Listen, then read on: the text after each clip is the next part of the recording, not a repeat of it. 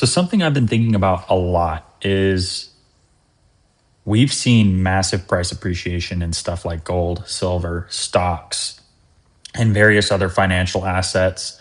But real estate over the past few years has significantly lagged. And what does that mean? Well, I think the main thing comes down to liquidity. Um, Real estate is a lot more involved. It takes a lot more effort and capital to transact a house. So I think that has slowed things down along with the availability of money with interest rates rising and where prices are where they are. I think it's really slowed the transaction process. Now, that's across the board. Here in St. George, we've seen relatively stable transactions over the past year or two, but the difference is that inventory has risen a lot. So, what that means for the buyer is you can shop. If you treat a house like what it is, a commodity, and you don't get emotionally tied to the transaction, that gives you a lot of leverage in being able to put in offers on multiple houses and wait for the right price to come along.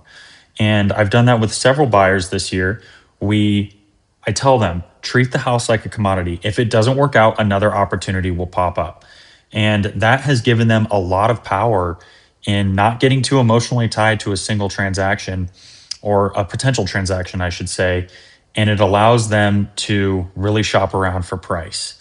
Now, if you are really set on a specific location with a specific house, you wouldn't want to advertise that to the seller, but a lot of them know that, and it still gives you negotiating power. But at the end of the day, if you really want the property, you might be willing to come up in price a little bit.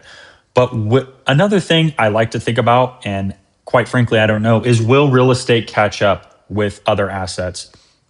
I think it really depends on availability of capital.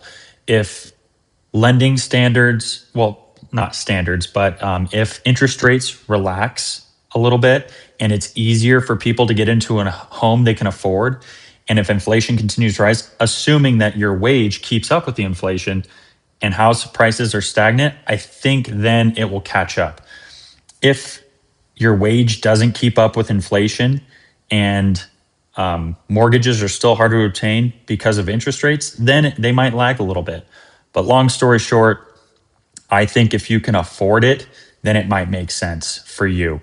If you can't afford it, then there's nothing wrong with renting for now and just investing the difference in what you can afford, investing or setting away in a money market account.